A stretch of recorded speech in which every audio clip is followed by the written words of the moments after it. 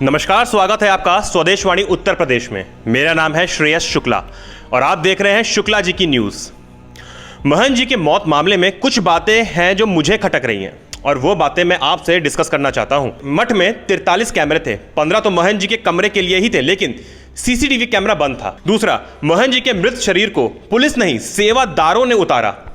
तीसरा, कहा जा रहा है कि सीसीटीवी कैमरा बंद इसलिए था क्योंकि लाइट नहीं थी, पावर सप्लाई की दिक्कत थी।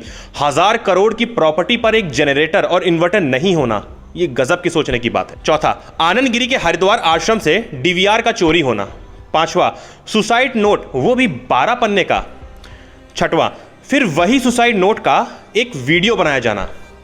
सातवां, कहा यह जाना कि लड़की से लिंग जुड़ने का डर था महंत जी को, इसलिए आनंद गिरी को बलि का बकरा बना के इस मैटर से डाइवर्ट किया जा रहा है।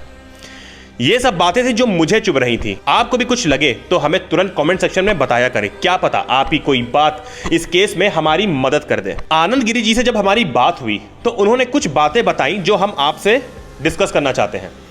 उन्होंने बताया 2006 में जब मठ की जमीन बिकी तो मैंने अपोज किया था कि मठ मंदिर की जमीन आप कैसे बेच सकते हैं, ये सब जमीन तो गद्दी की है, आप इसे क्यों बेच रहे हैं। तो महंत जी ने कहा कि मुझसे गलती हो गई है, आगे से ये गलती दोबारा नहीं होगी। वहां के स्टाफ भी थे, उन्होंने मुझसे कहा कि गुरु जी हैं, आगे से नहीं करेंगे तो इस मैटर को छोड़ो, हटाओ। तो मैंने भी इसको जाने दिया। फिर 2007-2008 के आसपास, मतलब ठीक 1 साल बाद, वहां के तत्कालीन रेलवे आईजी RN सिंह को लेकर कोई डील हुई जिसमें आनंद गिरी यानी मेरे और मेरे साथियों ने मना करवा दिया। 2011 में महंत जी ने फिर से 6 बीघा जमीन का सौदा कर दिया और मुझे इस बात का एहसास तक नहीं हुआ। फिर एक दिन उन्होंने मुझसे बताया कि मुझसे भारी गलती हो गई है। तब मैंने बोला कि अब ये ठीक नहीं हुआ है, बार बार आप गलती कह के मठ की जमीन बेच देते हैं, कब तक ये मंदिर मठों की जमीन आपकी गलती पर बिकती रहेगी। तो मैंने विरोध किया, जमकर लड़ाइयां लड़ी जमीन को वापस लेने के लिए।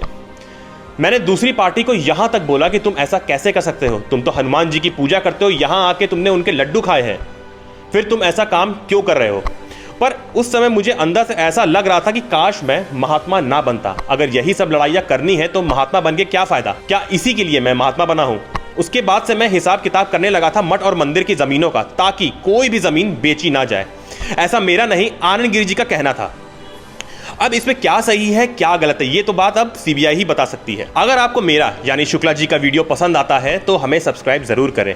हम लोग आपको एकदम चाणक्य नीति वाली न्यूज़ सुनाते हैं, यहाँ वहाँ सर्दी गर्मी बरसात में दौड़ते हैं न्यूज़ के लिए, कई बार तो भैया पुलिस भी दौड़ा लेती है। आप वीडियो देखते भी हैं, हमें पसंद भी करते हैं, पर सब्सक्राइब नहीं करते, तो ऐसा मत कीजिए। आपका अपना चैनल है, थोड़ा प्यार दिखाइए। पैसा नहीं मांग रहे, बस सब्सक्राइब ही तो करने को बोल रहे हैं। तो प्लीज़ आपसे विनती करते हैं कि हमारे चैनल को सब्सक्राइब कर दीजिए अभी के अभी, वरना बाद में आप लोग वीडियो देखते हुए भूल जाते हैं। चलिए अब आगे चलते हैं रिपोर्ट की तरफ। हमने आपको वीडियो के जरिए 2 दिन पहले बताया था कि DVR चोरी में एक संदिग्ध व्यक्ति चपेट में आया है। पुलिस उससे पूछताछ कर रही है, लेकिन DVR का कुछ अता पता नहीं चला है। अभी एक और बड़ी खबर सामने आ रही है कि हरिद्वार के कई प्रॉपर्टी डीलर भी रडार पर आ सकते हैं। हरिद्वार के कुछ और आश्रमों पर भी छापेमारी होने की संभावना है। CBI आज उनके शिष्य आनंद गिरी के कारोबारियों से पूछताछ शुरू करेगी।